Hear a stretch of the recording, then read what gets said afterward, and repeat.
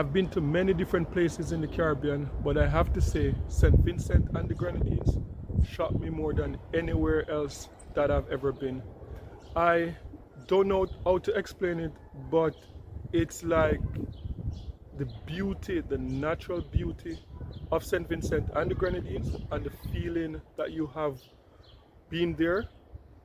It's like if you don't believe in God and you go to St. Vincent and the Grenadines, like you would have to believe that there's a creator that created this planet, because it is so naturally beautiful, just the feeling, just the atmosphere of being there. And it kind of reminded me of Cuba. Like the feeling that I had in Cuba, it's like almost like you went back into the past, and you're seeing the natural, unspoiled beauty of the island. That's how I felt in St. Vincent and the Grenadines. And don't take my word for it. I'm going to take you along with me on a tour to the Windward Island in St. Vincent, the windward side of the island in St. Vincent and the Grenadines. So guys, look at the background. My gosh, like I feel like I'm in a different world. Look at that. Look how beautiful that is. St. Vincent and the Grenadines. And you know, like as I said in previous video, like St. Vincent and the Grenadines never really been on the list of tourism, like tourist attraction in the Caribbean. It's not one of those hotspots for tourism. But as I said, I feel like after Sandals, the arrival of Sandals, and there's a Holiday Inn hotel that's under construction now, getting ready for the Cricket World Cup. And I believe more hotels, because even on the windward side, it's very green, beautiful, lush part of the island, but there's no hotels on this side. I'm not sure if it's because, you know, what I said about the ocean. The oceans are very rough. And so I don't know if it's because it's not ideal for like all-inclusive type that want a beachfront property. But I'm sure, you know, other business type hotels will eventually come here. Okay guys, so I'm in a interesting park here at the windward end of St. Vincent. This is called the Joseph Chatoyer Park. This guy is the first and only national hero here in St. Vincent and the Grenadines, and he was one of those one of the Garifuna chiefs. So this park is a very beautiful green park. A lot of people here having picnic. Yeah, you see a lot of people in this area having picnic. So yeah, it's a nice park to go lime. And look at that. Oh my gosh, this is like a postcard background. Look at that. The ocean right there. Wow. Just imagine coming here to have a picnic with this as your backdrop. As you can see over there, let me zoom in closer. You can see the crowd over there. There are a lot of people here enjoying their day at the park. The thing about the windward side, the beaches on this side are very, very rough.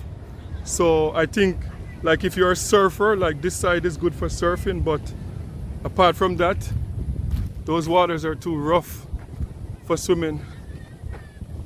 So yeah, so we're here in the Chatoyer Park, Garifuna history, St. Vincent. You know, the Garifuna history is one of the history that part of Black history and Caribbean history that you don't really hear talk about much, but he's honored right here in this park. Look at the water, how rough it is.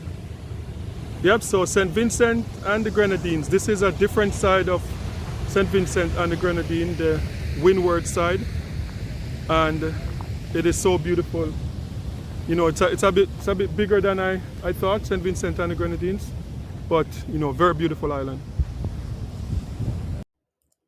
I do believe that it is impossible to talk about the history of St. Vincent and the Grenadines and the history of the Garifuna people without mentioning the name Joseph Chatoyer.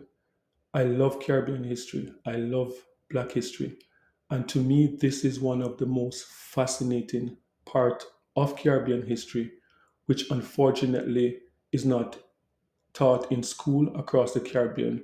And we have this rich history that we have to go and search for because it's not readily available. And I believe that this history with Joseph Chatoyer and the Garifuna is a gift from St. Vincent to the Caribbean and to the world. Okay guys, so this that you're looking at now, that is the La Soufrière volcano. And in this area where I'm in the dry river area, and I was told that this area, like all of the sand and everything that's backed up here in the dry river area, came down from the volcano when it erupted 2 years ago. And what's interesting also, the dry river, it's like a river that runs under the earth, but when it comes down, like it surface and comes on top, and it will wash away anything that comes before it. In particular, like that bridge was washed away in recent years, and they had to replace it. So yeah, right in the Georgetown area, La Soufrière, that's what you're seeing right in front of me right there. Awesome. Yeah, so we just make another stop in Georgetown. So this is the Georgetown Smart Hospital right behind. Yep, it's a small hospital, but as you can see, it's fairly new. It seemed like one of the projects done by the Chinese government. The Chinese government has invested a lot in the Caribbean, as we can take note. You know, like a lot of Caribbean countries, the Chinese have pumped a lot of money in. So that is one of them, the Georgetown Smart Hospital. Let me give you a look at the sign of the agreement between the government and the Vincentian government and the Chinese government. Yep, so that's a sign right there. Like a lot of project that you'll see around the island, you'll see that sign right there. I'm gonna go a bit closer and show you what it says. But look at the backdrop. Look at that. So beautiful. Like the island is just surrounded by so many mountains and hills. Such a green, beautiful island. So let me get closer to the sign.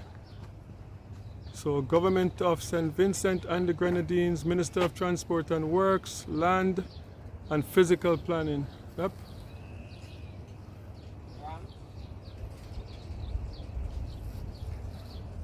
That's it right there.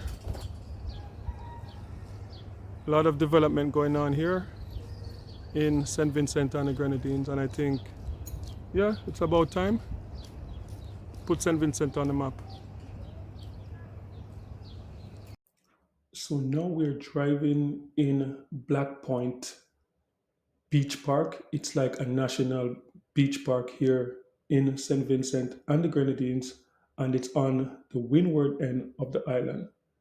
When you talk about breathtaking, take my breath away type of view, this is it. Just driving through this park, you get the feeling like it's hard to explain. And the dilemma with this is, how do you share this beautiful, breathtaking side of St. Vincent and the Grenadines with the world, and at the same time preserve the natural beauty? As someone that has been in tourism for the past 30 years, it's almost impossible to do that without spoiling and pretty much colonizing the islands with all inclusive hotels. But my gosh, it is so, so beautiful. Okay, guys, so we are another stop. This area is called Black Point Recreational Park, So as you can see, a lot of beautiful beach park areas on the windward end of the island. And let me just give you an idea what I'm talking about in terms of how rough the water is. Look at that. That is it. And I believe that this is why there's not more hotels on this side, because on the leeward side the water is much calmer, and that's where pretty much all of the hotels are on that side of the island. But look at this. This water is, I don't know, like it's rough. It's almost like not rough enough for surfing, but too rough for swimming. And look at this. It's just a pity, because this is such a beautiful beach park area. Let me just go out, pat a look. Look at that. Such a beautiful area. It's like, as I said, like it's like a postcard when you're looking at the area. Look at that. Look at that backdrop. My gosh. Yeah, so this is the windward end of the island, and in this area there's a cave. I think we're going to drive in that area now and take a look at one of the caves in the area. So let's go.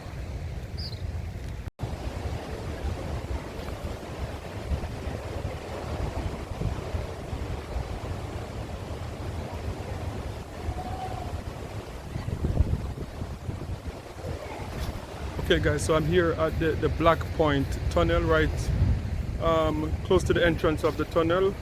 I'll be going in soon. This is like another part of St. Vincent that it's not well known, you know, especially because this side of the island, the windward side of the island, is not as utilized as the leeward side. And I believe that, you know, the future of tourism, there's a lot of potential on this end of the island also. And I'm going to just give you a little tour of what the cave looks like, and some of the history of it. Okay guys, so that's the entrance. You can see the entrance, the big entrance there of the cave. Yeah, it's you can see above a big rock surrounded by coconut trees. And this park is a very beautiful park for locals. A lot of locals come here to have picnics and birthday parties and stuff like that. And as I said, it's not well known, so it's not utilized by tourists, because St. Vincent and the Grenadines don't really have a big tourist sector. So, but I think we are heading to a point where that is going to change in the future. Yep, so this is what it looks like. But one thing I must say, the locals utilize these facilities like a lot, so that's a good thing. As you can see, the kids there playing around. So, yep, Black Point.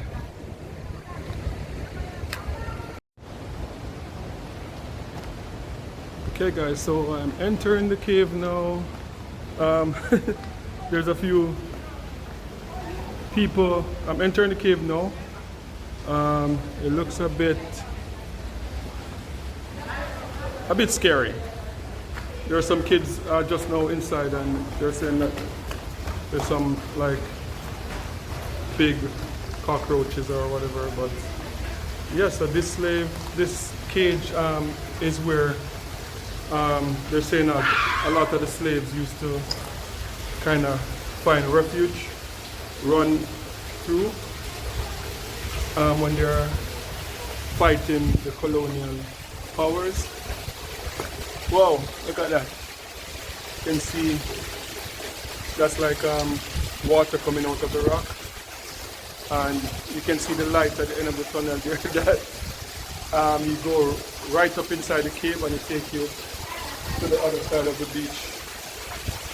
But yeah, I don't know how far I'm going to go. I think I'm going to stop right here. I don't see much people going way behind, but yeah, this is it.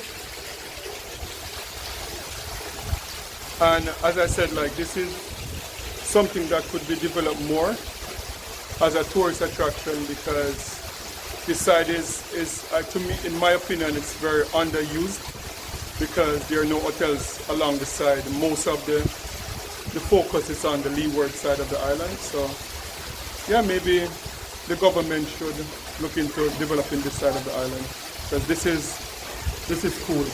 A bit scary. I don't know. I don't know if I'm going to go any further, but yep, that's it. The caves. Of everything that we have done this week as a family, I must say that the windward side of experiencing the windward side of the island has been the highlight of my time here in St. Vincent. There's something about a part of anywhere in the world that you go that's not commercialized, that's not overdeveloped, just the raw, beautiful, natural nature. And that is what I feel just driving on the windward part of the highland. You know, I'm from Toronto, Canada, and anyone that lives in Canada can tell you, even in the States, in the USA, England also, when it comes to February every year, it's like the most depressing time of the year for people who live in countries that are not tropical. You know, you just get tired of the cold, and just driving around the beautiful island of St. Vincent and the Grenadines, the windward part of the island, where to me, like you see the ocean, you can hear the water crashing into the shores. It just provides like therapy. Okay guys, so just made another stop on the windward end of the island, and we stopped like right in front of the ocean, and just gonna give you a view of how beautiful this side of the island is. Like man, like it's such a pity that like a lot of people don't really know this side of the island. A lot of people, foreigners, don't really know St. Vincent and the Grenadines, but this side of the island in particular, the windward side, it is such a beautiful part of the island. It's like a piece of heaven. So I'm just going to give you a look of the ocean, how beautiful it is. So take a look. Okay guys, look at that. Tell me that doesn't look like something like a postcard, like you'd send, one of those postcards that you send back home when you go and visit like some of these exotic islands. Look at that. Wow. So beautiful. And as I said, the reason I believe that this side of the island is not used more is because the ocean is so rough. You can see right here, it's not one of those places that you can swim. You'd have to be like a real professional swimmer to try and go into these waters, because not only the waves are so strong, but like the current, like the waves combined with the current will just pull you right in to your demise. So I am sure this is why it's not used a lot more, but it is a beautiful part of the island. Look at that. Wow. So beautiful. Yes, so this is another side of another view. Look at that. Wow. Oh my gosh. Like if you are in the US, Canada, or anywhere in Europe and you're feeling the winter blues, like you know that time of year like January, February, when you feel like you just want to bury yourself under the ground because it's so cold and the weather is so miserable. Just imagine waking up to this every day. Look at that.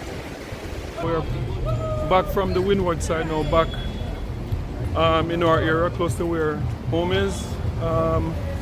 Just make a little stop to get some stuff at KFC, but KFC is like full. I don't know, KFC in the Caribbean is just like, I don't know, there's nothing else here in St. Vincent. There's no McDonald's, there's no Burger King, so, but the KFC, as I said, the KFC is really good. And right now, it's like 1,000,001 people in there, so I don't know if it's possible to get through, but We'll see.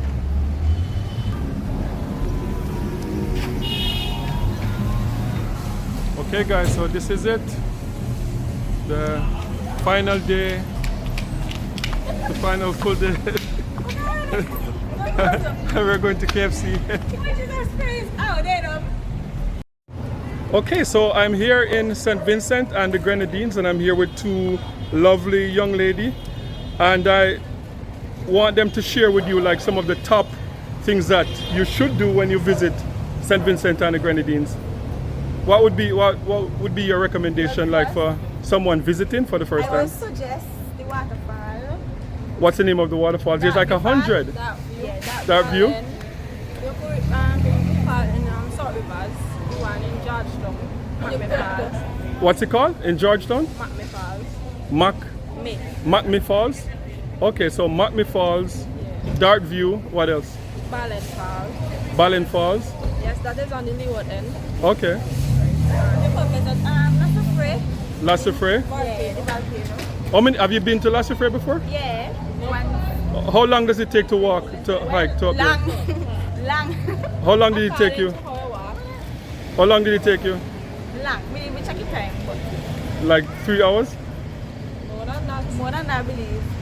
Okay, so like if I'm vacationing and I have like teenagers, what is there anything fun for teenagers to do here?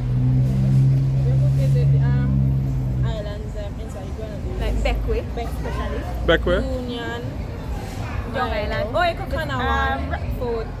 Rockfort? Yeah, in the Villa area. Okay.